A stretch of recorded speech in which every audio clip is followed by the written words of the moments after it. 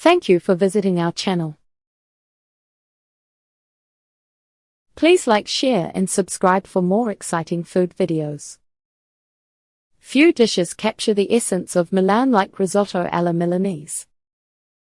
Born in this northern Italian city, the recipe has deep roots in local tradition, often tied to stories of Venetian glassmakers bringing saffron to the region. Its vibrant golden color comes from a generous pinch of saffron, giving it a rich, subtle flavor. While the ingredients are simple, arborio rice, stock, saffron, butter, and Parmigiano, the technique takes patience to master.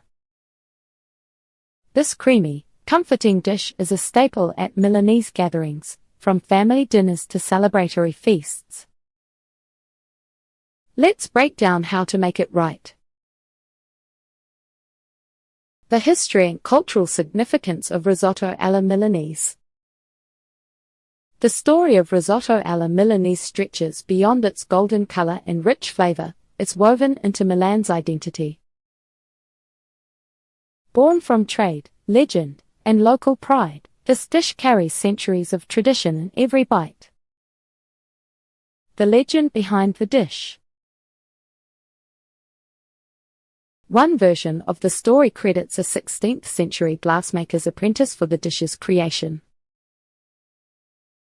Working on Milan's cathedral, he infused risotto with saffron, either as a joke or to mimic stained glass hues. Saffron, a luxury spice from Spanish-ruled Lombardy at the time, turned a humble rice dish into something regal. Another tale ties it to Spanish rule in Milan. Saffron shipments from Spain arrived regularly, blending into local cooking. Whether by accident or design, the spice gave risotto alla Milanese its signature glow. Risotto alla Milanese in modern Italian cuisine. Today, this dish stands as a symbol of Milanese pride. It's not just food, it's a cultural marker served at weddings, holidays, and citywide celebrations like Festa del Navigli. Chefs stick to tradition. Saffron first, bloomed in hot broth for maximum flavor. Carnaroli or arborio rice, never substitutes. Bone marrow or butter, depending on the family recipe. While contemporary twists exist, purists argue it's perfect as is. When you taste it, you're tasting history. Key ingredients for authentic risotto alla Milanese. Every ingredient in risotto alla Milanese plays a specific role in creating its creamy texture, golden color, and rich flavor. Skip one, and the dish loses its magic. Here's why each component matters. The role of saffron in the dish. Saffron isn't just for color, it's the soul of the dish.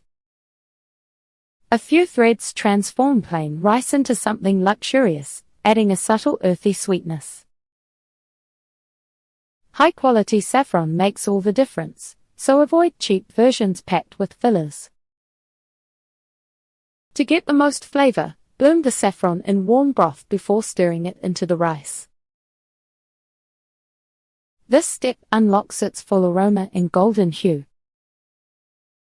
Without it, you'd just have buttery rice, not risotto alla Milanese.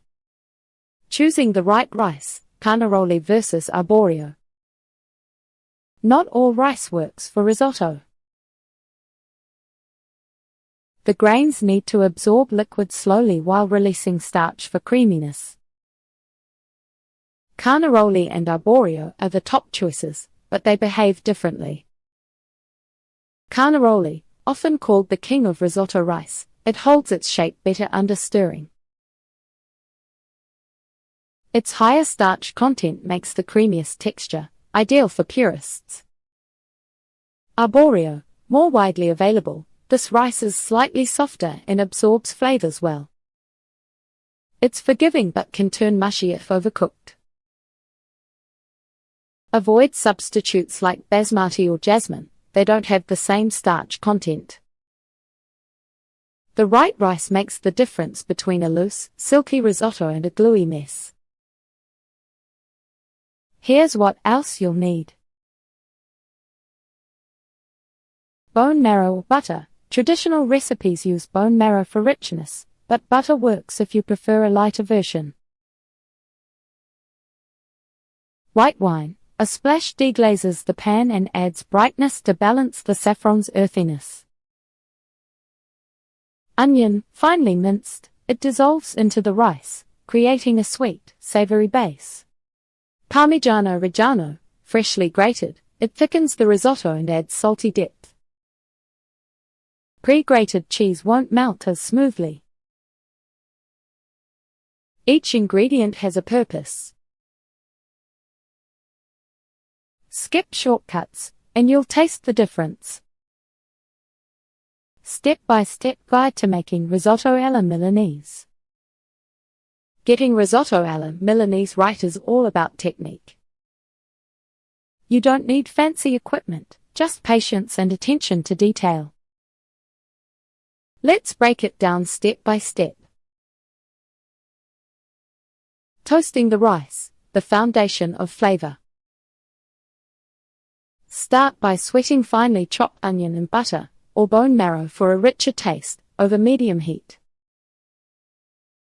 Cook until soft but not brown, this builds a sweet, savory base. Add the rice, Carnaroli or Arborio, and toast it for about 2 minutes, stirring constantly. Toasting does two things. It locks in the rice's starch, preventing mushiness later. It gives the grains a slightly nutty depth. Don't rush this step.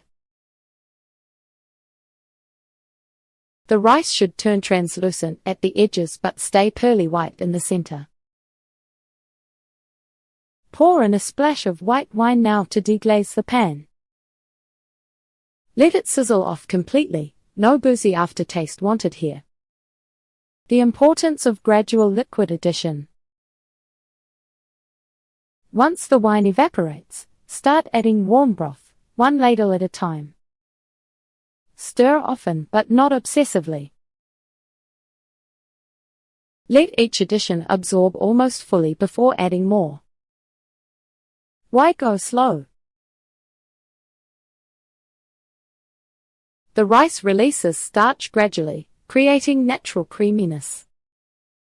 Quick dumping liquid leads to uneven cooking. Keep the heat at a gentle simmer. Too high, and the broth evaporates too fast. Too low, and the rice turns gummy. Around 18 minutes in, check for doneness. The rice should be tender but slightly firm at the core, al dente. Now's the time to stir in your saffron, pre-bloomed in a bit of broth for maximum color and aroma. Finishing with butter and cheese, the mancatura technique. Off heat, vigorously stir in cold butter, a generous knob and grated Parmigiano Reggiano. This step, called mancatura, transforms the risotto from good to sublime. That's it for part 1. Stay tuned for part 2. Thank you for watching. Please remember to like, share and subscribe.